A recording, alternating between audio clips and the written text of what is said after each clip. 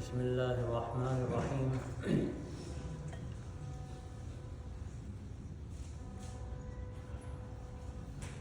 الحمد للہ رب العالمین، والصلاة والسلام علی سید المرسلین وخاتم النبیین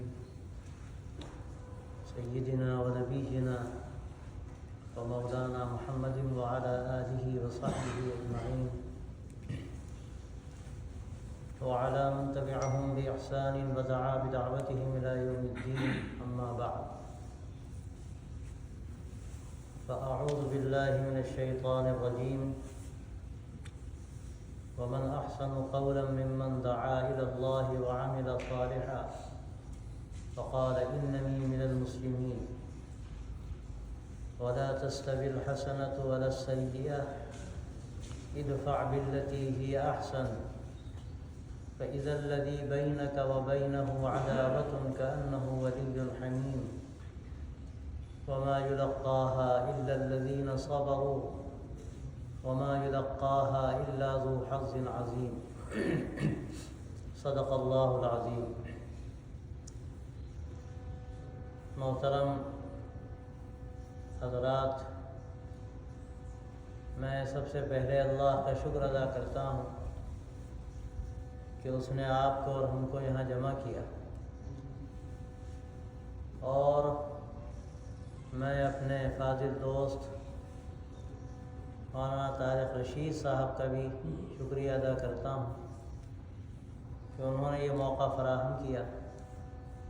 مجھے یہاں حاضر ہو کر انتہائی مسرت ہوئی. اللہ تبارک و تعالیٰ نے مولانا طارق صاحب کو جو توفیق دی، اگر دیکھا جائے تو ظاہری اعتبار سے بھی اور باطنی اعتبار سے بھی اللہ نے ان سے بڑا کام لیا. یہ ایک طویل عرصے سے یہاں مقیم ہیں. اللہ نے ان کو یہ توفیق دی کہ انہوں نے جو ہمارے ایمانی بھائی ہیں ان کے لیے بھی غذا فراہم کی، اور اس کے ساتھ جو ہمارے برادران وطن ہیں یا یہاں وہ رہنے والے جو دنیا کے مختلف ملکوں سے آئے ہیں لیکن ابھی تک ان کو ہدایت نہیں ملی، ان کے لیے بھی انہوں نے راستے کھولے ہیں. راستہ اللہ کھولتا ہے لیکن طریقے ہمیں اختیار کرنے پڑتے ہیں. یہ اللہ کا فضل ہے، اور میں سمجھتا ہوں کہ آج سب سے بڑھ کر اسی کی ضرورت ہے. آج سب سے بڑھ کر اسی کی ضرورت ہے. اللہ تبارک و تعالیٰ نے اس امت کو امت دعوت بنایا ہے، اور قرآن مجید کے اندر اللہ نے بات فرمائی، کنتم خیر امت اخرجت للناس، تم بہترین امت ہو جس کو تمام لوگوں کے لیے برپا کیا گیا. ہمیں صرف اپنے لیے پیدا نہیں کیا گیا، ہمیں صرف مسلمانوں کے لیے پیدا نہیں کیا گیا. اللہ تبارک و تعالیٰ نے ہمیں دنیائے انسانیت کے لیے پیدا کیا، اور اللہ نے یہ ہم پر ذمہ داری ڈالی کہ حضور اقدس صلی اللہ علیہ وسلم نے اسلام کی، دین کی، شریعت کی جو امانت ہم تک منتقل فرمائی، اس امانت کو آگے پہنچانا، اس امانت کو دوسروں کے دل و دماغ تک منتقل کرنا، یہ ہماری بہت بڑی ذمہ داری ہے. اور یہ جو دعوت کا تسلسل ہے یہ ہمیشہ رہا ہے، اور اللہ تبارک و تعالی ہمیشہ ایسے افراد پیدا کرتا رہا ہے کہ جنہوں نے مشن سنبھالا ہے. اور اللہ کے قرآن مجید میں حکم بھی ہے، وَلْتَكُن مِّنكُمْ أُمَّةٌ يَدْعُونَ إِلَى الْخَيْرِ وَيَأْمُرُونَ بِالْمَعْرُوفِ وَيَنْهَوْنَ عَنِ الْمُنكَرِ. کچھ لوگ ایسے لازم ہیں کہ وہ یہ کام کریں، ایسے لوگ ہونے چاہیے کہ لوگوں کو اچھائیوں کی تلقین کریں، لوگوں کو برائیوں سے روکنے کی کوشش کریں. یہ قرآن مجید کے اندر کئی جگہ یہ بات ارشاد فرمائی گئی. تو یہ جو دعوت کا کام ہے یہ اس وقت کی بنیادی ذمہ داری. لیکن دعوت کا مطلب کیا ہے اس کو سمجھنے کی ضرورت ہے. بہت سے ہمارے بھائی یہ سمجھتے ہیں بات کہہ دینا، صرف بات کہہ دینا، یا یوں کہہ لیجئے، اگر اپنی زبان میں ہم یوں کہیں کہ بات پھینک کر مار دینا، اس کو دعوت نہیں کہتے. دعوت کہتے ہیں دل میں اتر جانا، دعوت کہتے ہیں دل پر اثر انداز ہونا، اور اس کے لیے ضرورت ہوتی ہے اپنے طریقۂ زندگی پر غور کرنے کی. اگر ہمارا طریقۂ زندگی درست ہے اگر ہم اللہ کے نبی صلی اللہ علیہ وسلم کی نمائندگی کر رہے ہیں، اور یاد رکھیے اللہ تبارک و تعالیٰ نے ہمیں نمائندہ رسول بنایا، اللہ تبارک و تعالیٰ ہم سے یہ چاہتا ہے کہ حضور اقدس صلی اللہ علیہ وسلم جس مشن کے ساتھ چلے اور آپ نے جو دعوت پیش کی، توحید کی دعوت، سنت کی دعوت، اخلاق کی دعوت، انسانیت اور محبت کی دعوت، انسانوں کو انسانوں سے جوڑنے کی دعوت، اور سب سے بڑھ کر انسانوں کو اللہ سے جوڑنے کی دعوت، یہ وہ دعوت ہے اور یہ مشن ہے جس کو حضرات صحابہ رضی اللہ عنہم نے آپ سے سیکھا، اور آپ کے بعد اور صحابہ کے بعد آنے والوں نے ان سے سیکھا، اور وہ سلسلہ جاری رہا اور قیامت تک جاری رہے۔ ہمارے اوپر اس وقت یہ بہت بڑی ذمہ داری، یہ دنیا بڑی ہے، دنیا کے رہنے والوں کی تعداد بہت بڑی ہے، مختلف ملکوں کے رہنے والے لوگ ہیں، مختلف زبانیں جاننے والے، مختلف علاقوں کے لوگ۔ اس حیثیت سے اگر آپ دیکھیے تو ہماری ذمہ داری دو چند ہو جاتی ہے کہ ہمیں مختلف لوگوں تک پہنچنا ہے، ان کی زبان کو سیکھ کر پہنچنا ہے، ان کی تاریخ کو پڑھ کر پہنچنا ہے، ان کی نفسیات کا مطالعہ کر کے پہنچنا ہے۔ اور یاد رکھیے ہمارے حضرت مولانا ایک بات کہتے تھے، مولانا علی میاں بڑی حکیمانہ بات کہتے تھے دعوت کا کام کرنے والوں کے لیے کہ دیکھو یاد رکھو، اگر تم کھلے دروازے سے داخل ہوگے تو تمہاری عزت کی جائے گی، تمہاری بات سنی جائے گی، اور اگر تم زبردستی دروازہ توڑو گے یا زبردستی دروازہ کھلواؤ گے اور کھولنے والا کھولنے کے لیے تیار نہیں ہوگا اور تم دھکا دے کر اندر داخل ہوگے تو تمہاری بات سنی نہیں جائے گی، تمہاری حیثیت دشمن کی ہوگی۔ یہ ایک حکیمانہ بات ہے جو مولانا کہتے تھے، اور یہ وہی بات ہے جو قرآنی بات ہے۔ اللہ تبارک و تعالیٰ نے اپنے محبوب صلی اللہ علیہ وسلم سے یہ بات ارشاد فرمائی کہ آپ کہہ دیجئے کہ اگر تم قلت تعالوا الی کلمۃ سواء بیننا وبینکم الا نعبد الا اللہ، آپ کہہ دیجئے محمد صلی اللہ علیہ وسلم کہ ایسی بات کی طرف آ جاؤ کہ جو مشترک ہے، کامن پوائنٹ ہے ہم میں اور تم میں، اور وہ یہ ہے کہ اللہ نعبد الا اللہ، کہ ہم ایک اللہ کی بندگی کریں، ولا نشرک بہ شیئا، اس کے ساتھ کسی کو شریک نہ کریں۔ یہ بات جو آپ صلی اللہ علیہ وسلم ارشاد فرما رہے ہیں، آپ سے کہلوائی جا رہی ہے، آپ غور کیجئے، اہل کتاب سے کہلوائی جا رہی ہے۔ قل یا اہل الکتاب تعالوا الی کلمۃ سواء بیننا وبینکم، وہ مشرک تھے لیکن اس کے باوجود یہ بات کہی جا رہی ہے کہ پہلے اس چیز کی طرف آ جاؤ جو ہم میں تم میں کامن ہے، ایک مشترک پوائنٹ ہے، کامن پوائنٹ ہے۔ اب آپ غور کیجئے، یہ توحید جس کو کامن پوائنٹ کہا گیا، اس حیثیت سے صرف کہا گیا کہ وہ مدعی تھے توحید کے، اور آپ صلی اللہ علیہ وسلم حقیقت توحید کے داعی تھے۔ لیکن انسانی مزاج یہ ہے کہ وہ کسی بھی حیثیت سے، چاہے صورتاً اگر کسی چیز کو مانتا ہے اور اس کی دعوت دی جائے، وہ بات پہلے اس کا تذکرہ کیا جائے تو اس کا ذہن و دماغ متوجہ ہوتا ہے۔ یہ کامن پوائنٹ حضرت مولانا علی میاں نے یہی بات کہی ہے کہ پہلے ہمیں کامن پوائنٹ تلاش کرنا چاہیے، پہلے ہمیں ایسی بات کہنی چاہیے کہ جس سے لوگ متوجہ ہوں۔ مولانا نے یہ کامن پوائنٹ جو ہندوستان میں تلاش کیا تھا وہ انسانیت تھا۔ انسانیت کو مولانا نے ایک موضوع بنایا اور ایک تحریک چلائی پیام انسانیت کے نام سے، اور مولانا نے اس کو محسوس کیا کہ یہ انسانی ہمدردی، انسانی محبت اور یہ انسانی قدریں ایسی ہیں کہ اگر اس کے حوالے سے ہم لوگوں کو متوجہ کریں گے تو لوگ ہماری بات سنیں گے، لوگ ہماری بات سنیں گے، اور پھر اس کا نتیجہ یہ ہوگا کہ وہ ہمارا مطالعہ کریں گے، ہماری زندگی کو دیکھیں گے، اور کیا بعید ہے کہ یہ چیز ان کے اندر ایک تبدیلی کا ذریعہ بن جائے۔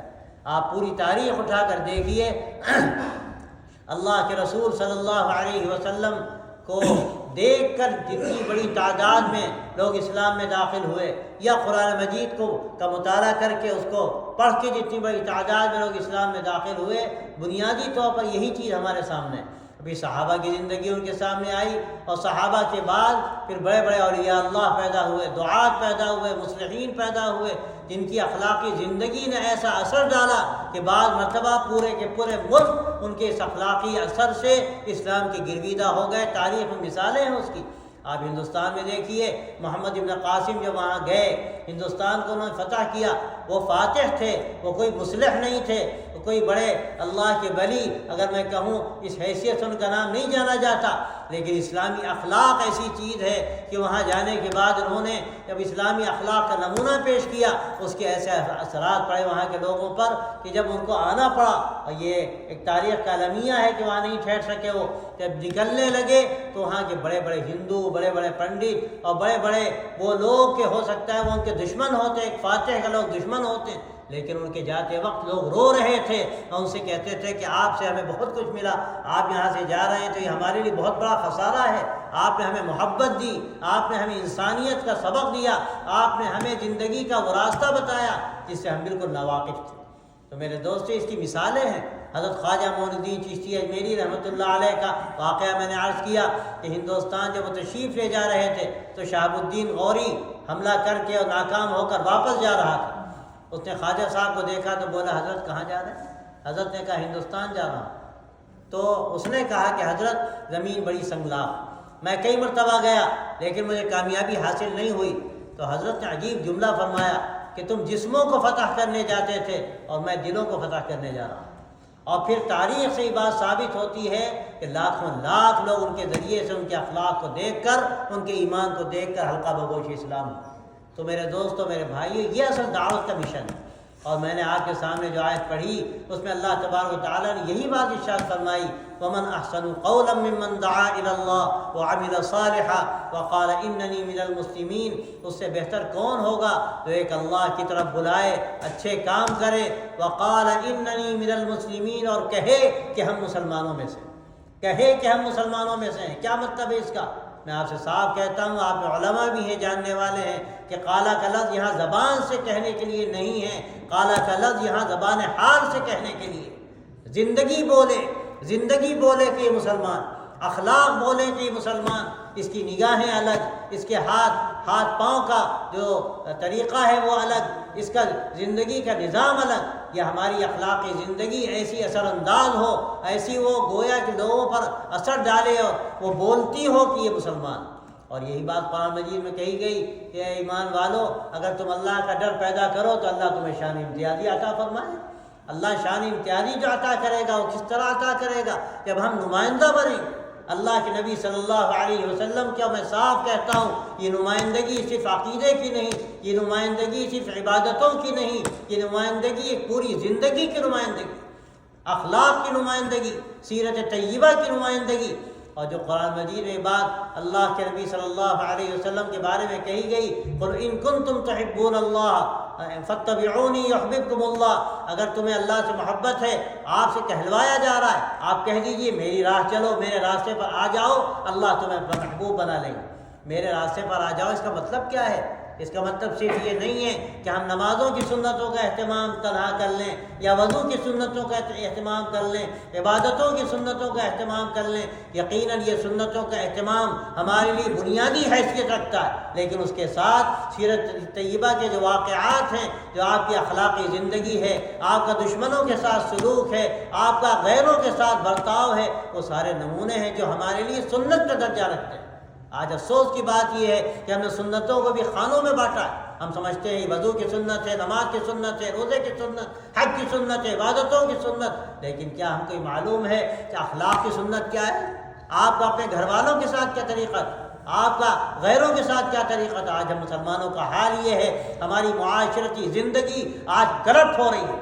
ہم اپنے گھر والوں کے ساتھ اچھا سلوک کرنے کے روادار نہیں، ہماری بیوی ہے، ہمارے بچے ہیں، ہم ان کے ساتھ بعض مرتبہ اچھا سلوک نہیں کرتے۔ میں آپ سے صاف کہتا ہوں، اصل ذمہ داری مرد کے اوپر ہے۔ وعاشروہن بالمعروف، اللہ تبارک و تعالیٰ قرآن مجید کے اندر فرماتا ہے کہ عورتوں کے ساتھ اچھا سلوک کرو، اور یہ تک کہا گیا کہ اس کو پسلی سے پیدا کیا گیا ہے، اگر تم یہ چاہو کہ اس کو سیدھا کر دو تو ٹوٹ جائے گی، اسی ٹیڑھے پن کے ساتھ تمہیں اس کے ساتھ نباہ کرنا ہے، گزارا کرنا ہے۔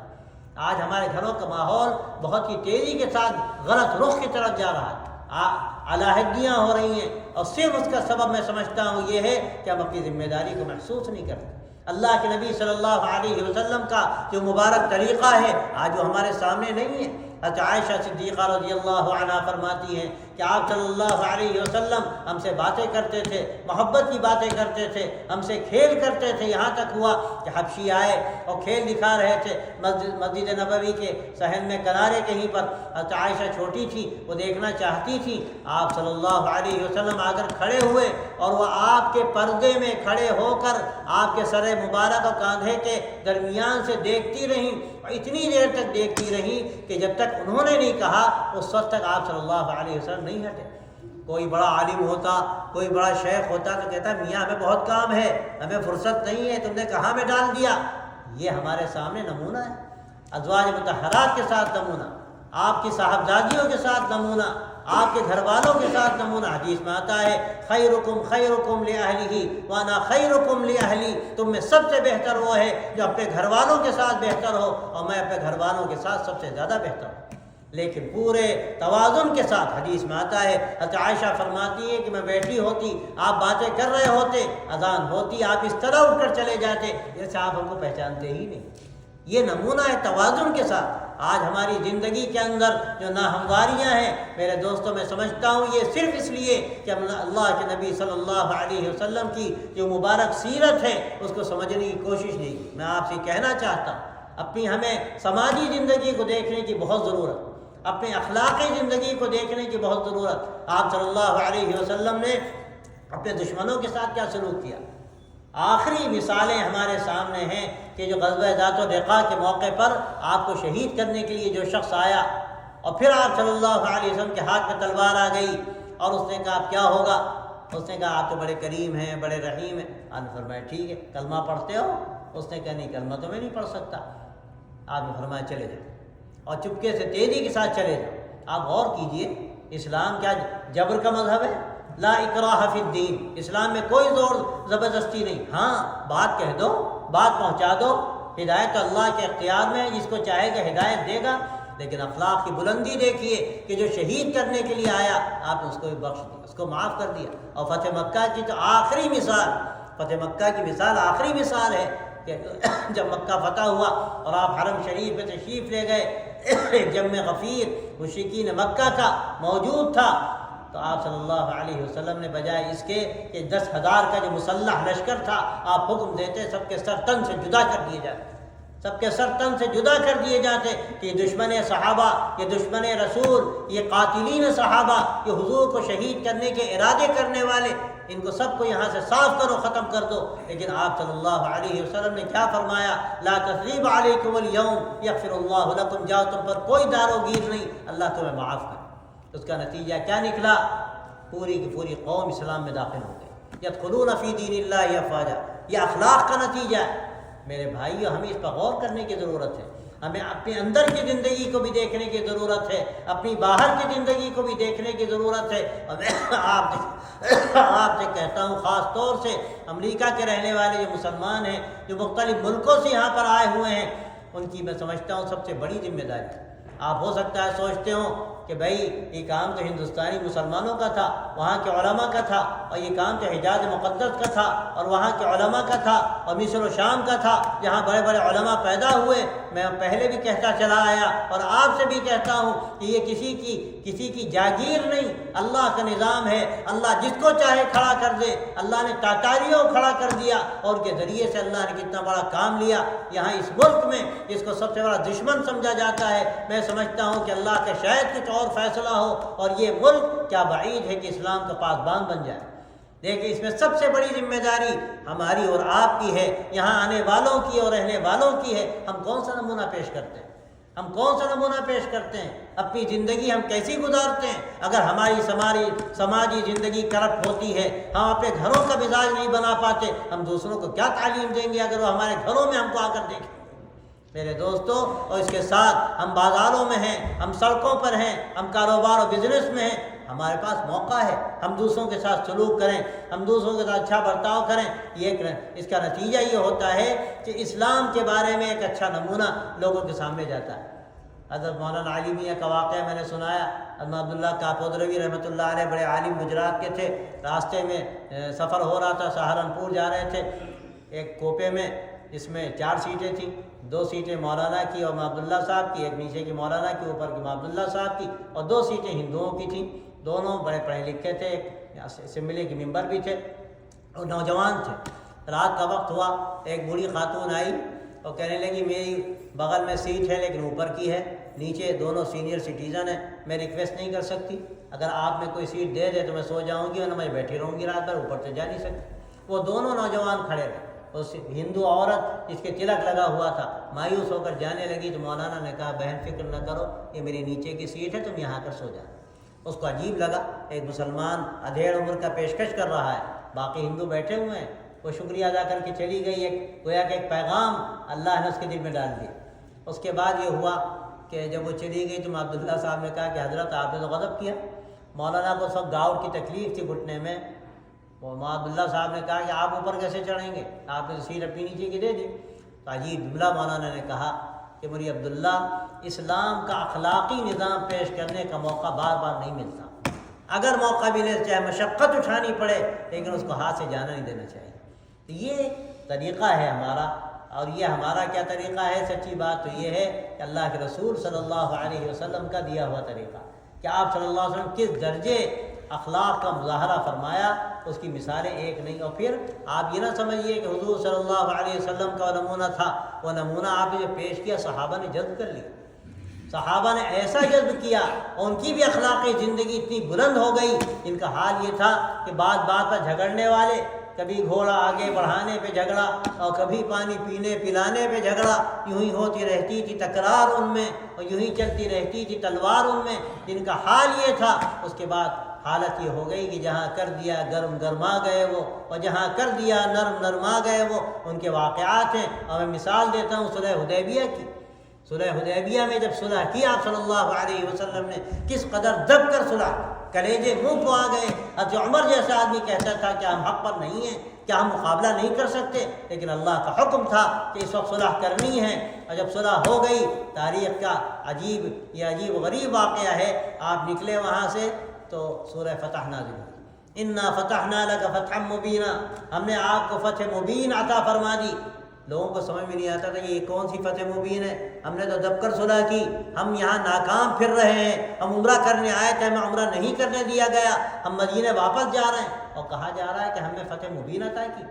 لیکن آگے کے جو 2 سال تھے انہوں نے دکھا دیا کہ کون سی فتح مبین تھی۔ تاریخ میں لکھا ہوا ہے کہ ان 2 سالوں میں موقع ملا، پورے پہلے جو سال گزرے تھے آپس کے جنگوں میں گزرے، موقع ہی نہیں ملا ایک دوسرے کو سمجھنے کا، لیکن یہ 2 سال ایسے گزرے کہ مسلمان مکے گئے اور مکے والے مشرک مدینے آئے، ایک دوسرے سے کاروبار ہوا، دیکھا انہوں نے کہ کون سے لوگ ہیں، ان کی کیا دنیا ہے، یہ تو نہ جانے کیا تھے اور کیا سے کیا ہو گئے۔ اخلاق کی بلندی جب ان کے سامنے آئی تو ان کے دل بدل گئے، ان کے دل بدل گئے، اور تاریخ میں لکھا ہوا ہے کہ ان 2 سالوں میں اتنی بڑی تعداد میں لوگ مسلمان ہوئے جو 18-20 سال میں نہیں ہوئے تھے۔ میرے بھائی، میں سمجھتا ہوں کہ آج ہمیں اس کا اللہ نے موقع دیا ہے، اور اللہ کا شکر ہے، آج سے 30-40-50 سال پہلے حالات دوسرے تھے، لیکن آج الحمدللہ اس ملک کے حالات کچھ اور ہیں۔ جو کچھ بھی پالیسیاں ہوں سیاست کی، اس سے ہمیں بحث نہیں، ہمارا کہنے کا مقصد یہ ہے کہ اگر اپنی زندگی پر ہم غور کر لیں اور اپنی زندگی کے رخ درست کر لیں اور ایک نمونے کی زندگی اختیار کر لیں تو اللہ تعالیٰ ہمیں ایسا بنا دیں گے کہ ہماری زندگی سے اسلام پھوٹے گا، ہماری زندگی سے اسلام پھوٹے گا، اور ہماری زندگی کو دیکھ کے لوگ اسلام میں داخل ہوں گے۔ اللہ کا فضل ہے، اس مسجد سے یہ کام ہو رہا ہے، الحمدللہ یہاں سے وہ پیغام دیا جا رہا ہے، لیکن اس کی ضرورت ہے کہ اور بڑے پیمانے پر یہ کام کیا جائے، اور اسلامی اخلاق اس طرح سے اس کا مظاہرہ ہو۔ میں صاف کہتا ہوں کہ اللہ کے لیے جو کام ہوتا ہے وہی مقبول ہوتا ہے، لیکن یہ مظاہرہ حقیقت میں ہماری ذات کا مظاہرہ نہیں ہے، ہمارے کاموں کا مظاہرہ نہیں ہے، یہ اسلام کی حقانیت کا مظاہرہ ہے، اسلام کے اخلاقی نظام کا مظاہرہ ہے۔ یہ اگر ہم نے انشاءاللہ اختیار کر لیا، آپ دیکھیں گے کس طرح سے حالات بدلتے ہیں اور کس طرح سے اس کے بہتر نتائج ہمارے سامنے انشاءاللہ آتے ہیں۔ یہ اس وقت کی سب سے بڑی ضرورت ہے، اور میں سمجھتا ہوں کہ یہ ملک، یہاں دنیا کے مختلف ملکوں کے لوگ آتے ہیں، یہاں کاروبار کرتے ہیں، بعض لوگ 40-40 اور 50-50 سال سے ہیں، اور بعض قریبی مدت میں آئے ہیں۔ ان کی دوہری ذمہ داری ہے، ایک طرف اپنے آپ کو بچا کر رکھنا، اپنے آپ کو یہاں کی تہذیب اور کلچر میں ضم ہونے سے بچانا، یہ قومی دھارا کیا ہے اور یہ جو کلچر ہے یہ کلچر کیا ہے، ہمیں اس کے رخ کو پھیرنا ہے اور صحیح رخ دینا ہے۔ ایسا نہیں کہ ہم اس دھارے میں ضم ہو جائیں، اس کلچر کو ہم اس طرح سے قبول کر لیں کہ ہم بھول جائیں کہ ہماری کیا ذمہ داری تھی اور اللہ نے کیسی قیمتی زندگی کا دستور ہم کو دیا تھا کہ اگر یہ دستور اختیار کرتے، یہ طریقہ ہم اختیار کرتے تو ہم دینے والے ہوتے، ہم لینے والے نہ ہوتے۔ یہ ہمیں طے کرنا کہ انشاءاللہ ہم ایک نیا نظام پیش کریں گے۔ تو ایک تو اپنی حفاظت، اپنے کلچر کی حفاظت، جو اسلامی کلچر، جو نبوی کلچر، اس کلچر کی حفاظت، دین کی حفاظت، اعمال کی حفاظت، عقیدے کی حفاظت، صحیح فکر کی حفاظت۔ آج کے اس ماحول میں جب طرح طرح کے لوگ کھڑے ہیں اور وہ اسلام کے ساتھ گویا کہ سودا کر رہے ہیں، اسلام کی غلط ترجمانی کر رہے ہیں، ایسے حالات میں سلف نے جو دین کی صحیح ترجمانی کی اسی پر رہنا، اور دوسری طرف ہمیں ایسی زندگی اختیار کرنا کہ جو دوسروں کے لیے نمونہ۔ یہ اگر دو کام ہم نے کر لیے، میں آپ سے صاف کہتا ہوں کیا بعید ہے کہ کسی دور میں حجاز مقدس سے ہمیں سب کچھ ملا، ہماری جان قربان، ہمارا مال قربان، ہمارا دل اور ہمارا دماغ کا محور ہے وہی، لیکن اس کے بعد اللہ نے اور ملکوں کو کھڑا کیا جہاں سے دین کی ترجمانی ہوئی۔ حضرت شاہ ولی اللہ دہلوی جیسا آدمی ہندوستان میں پیدا ہوا اور ہندوستان کو قیادت کا موقع ملا، اخیر دور تک ہندوستان قیادت کرتا رہا، مصر و شام نے کبھی قیادت کی۔ میں نے جیسے عرض کیا کیا بعید ہے کہ آپ کا یہ ملک آگے چل کر اسلامی اس نظام کی قیادت کرے اور سارے عالم میں آپ کے ذریعے سے اسلام پہنچے۔ لیکن اگر آپ یہ طے کر لیں گے، اگر آپ یہ طے کر لیا اور آپ یہ سوچا کہ اللہ نے آج ہمیں موقع دیا، میں آپ سے صاف کہتا ہوں اللہ نے آج آپ کو موقع دیا ہے، آپ جس جگہ پر ہیں آپ کا یہ پیغام ساری دنیا میں جا سکتا ہے۔ میں نے عرض کیا تھا کہ یہاں سے ٹیکنالوجی تقسیم ہوتی ہے، یہاں سے زندگی کی سہولیات تقسیم ہوتی ہیں، سب کچھ ہوتا ہے، لیکن یہاں سے اصل جو زندگی کا جوہر ہے اس سے دنیا محروم ہے، اور ضرورت اس بات کی ہے وہ زندگی کا جوہر آپ یہاں پیدا کریں اور یہاں کے ذریعے سے سارے عالم میں وہ جوہر تقسیم ہو۔ یہ اس وقت کی بڑی ضرورت ہے۔ میں بہت لمبی بات کرنا نہیں چاہتا تھا، لیکن یہ چند ضروری باتیں تھیں جو اللہ نے دل میں ڈالی، اور میں سمجھتا ہوں کہ اگر آپ یہ طے کیا کہ ایک تو اپنی زندگی کی ہمیں حفاظت کرنی ہے، صحیح اسلامی سماج پیدا کرنا ہے، اپنے بچوں کی صحیح فکر کرنی ہے، ان کے اندر اسلام کو باقی رکھنے کی تدابیر اختیار کرنی ہے، اور دوسری طرف ہمیں ایسی زندگی اختیار کرنی ہے کہ ہماری زندگی اللہ کے نبی صلی اللہ علیہ وسلم کی زندگی کا نمونہ بن جائے، ہمارے اخلاق کی بلندی ایسی ہو کہ لوگ دیکھیں تو ان کے سر جھک جائیں اور محسوس کریں کہ ہمیں اسی کی تو ضرورت ہے۔ آج دنیا پیاسی ہے، واقعہ یہ میں آپ سے صاف کہتا ہوں، آج دنیا پیاسی ہے۔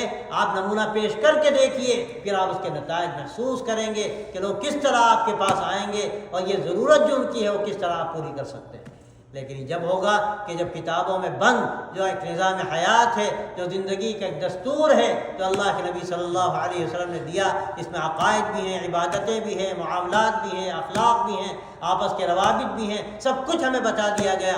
ہم نے اپنی عملی زندگی میں اگر اس کو اختیار کر لیا، آپ دیکھیں گے انشاءاللہ کہ اس کے کیسے نتائج دوسروں تک پہنچیں گے، اور یہ تو آپ کو تجربات ہو رہے ہیں۔ ہمارے امام صاحب ماشاءاللہ، اللہ ان کی عمر میں ان کے کام میں برکت دے، انتہائی مجھے مسرت ہے یہ مسجد ماشاءاللہ انہوں نے بنائی، ایسی مسجد کہ سادگی اور اس کے ساتھ پرکاری اس کا ایسا نمونہ ہے کہ دیکھ کے طبیعت خوش ہوئی۔ اللہ اس کو قیامت تک کے لیے آباد فرمائے، اور اللہ تعالیٰ اس کو مرکز ہدایت بنائے، اور اس کے ذریعے سے اللہ تعالیٰ لوگوں کے دلوں میں ایمان منتقل کرے، اور پھر اس کے ساتھ دعوت کا مشن، اخلاقی زندگی کا ایک اظہار، یہ عمل جو ہو رہا ہے اس کو اور وسیع پیمانے پر کرنے کی ضرورت ہے۔ آپ دیکھیں گے انشاءاللہ اس کے کیسے نتائج ہمارے سامنے آتے ہیں، اور میں آپ سے صاف کہتا ہوں کہ یہی دعوت ہے۔ ومن احسن قولا ممن دعا الى اللہ وعمل صالحا، اس سے بہتر کون ہے جو ایک اللہ کی طرف بلائے اور اچھے کام کرے۔ اگر ہماری زندگی خود عمل صالح سے آراستہ نہیں ہے تو بھائیو ہم کون سی دعوت کا کام کر پائیں؟ اچھے کام کرے، وقال اننی من المسلمین، اور زبان حال سے کہے کہ ہاں ہم مسلمان، زندگی بولے کہ مسلمان۔ اور پھر آگے فرمایا ولا تستوی الحسنۃ ولا السیئۃ ادفع بالتی ہی احسن، اچھائی برائی برابر نہیں ہے، اچھائی برائی دونوں برابر نہیں ہو سکتے۔ ادفع بالتی ہی احسن، تم بدلہ دو اس سے جو اچھی چیز ہے۔ کوئی تمہارے ساتھ برائی کرتا ہے، تم اس برائی کا بدلہ اچھائی سے دو۔ ادفع بالتی ہی احسن، کیا ہوگا؟ فاذا الذی بینک وبینہ عداوۃ کانہ ولی حمیم، ہوگا یہ کہ جس کے اور تمہارے درمیان گویا کہ دشمنی ہے وہ کل تمہارا جگری دوست بن جائے گا۔ وما يلقاها الا الذين صبروا وما يلقاها الا ذو حظ عظیم، لیکن دشمنوں کے ساتھ بھی سلوک کرنا یہ دل جگرے کا کام ہے، اسی لیے اللہ فرماتا ہے وما يلقاها الا الذين صبروا، کہ یہ چیز تو انہی لوگوں کو ملتی ہے جن کو اللہ صبر و برداشت کی طاقت دیتے ہیں۔ وما یلقاها الا الذین وما یلقاها الا ذو حظ عظیم، اور یہ تو انہیں کو ملتا ہے جو بڑے نصیبے والے ہوتے ہیں، جو بڑے نصیبے والے ہوتے ہیں ان کو یہ اللہ نعمت دیتا ہے۔ ہم کوشش کریں کہ اللہ تعالیٰ ہم یہ نعمت عطا فرمائے اور ہم ایک نمونے کی زندگی اختیار کریں کہ اللہ تعالیٰ اس ملک کو عالم کے لیے ہدایت کا ذریعہ بنا دے۔ لوگ کچھ اور سوچتے ہیں لیکن اللہ کے فیصلے اور ہوتے ہیں، تو یہ فیصلے اعمال پر ہوتے ہیں، یہ فیصلے نیتوں پر ہوتے ہیں۔ اگر آج انشاءاللہ ہم نیت کریں گے اللہ ہمارے لیے راستے کھولے، اور ہرگز آپ اس سے مایوس نہ ہو کہ 150 200 150 لوگ بیٹھے ہیں، ان کے کرنے سے کیا ہوگا؟ ایک اللہ کا بندہ بھی کھڑا ہو جاتا ہے، اللہ کے فیصلے اس کی قوت ایمانی پر ہوتے ہیں، اللہ کے فیصلے اس کے عزم حوصلے پر ہوتے ہیں، اور اتنی بڑی تعداد تو بہت کافی ہے۔ انشاءاللہ ہم یہ ارادہ کریں گے، اس کی کوشش کریں گے۔ اللہ تبارک و تعالیٰ آج کی اس حاضری کو قبول فرمائے، اس کو اللہ خیر کا ذریعہ فرمائے، اس ملک کو اللہ تعالیٰ ایمان کے لیے قبول فرمائے۔ جہاں سے ٹیکنالوجی تقسیم ہوتی ہے، دنیا کی ضرورتیں اور سہولتیں دنیا میں بھیجی جاتی ہیں، اللہ تعالیٰ حقیقت زندگی کی تصویر یہاں سے ایسی پیدا کر دے کہ عالم میں وہ ہدایت کا مرکز بن جائے اور یہاں سے لوگوں کا ایمان تقسیم ہو۔ وآخر دعوانا ان الحمد للہ رب العالمین۔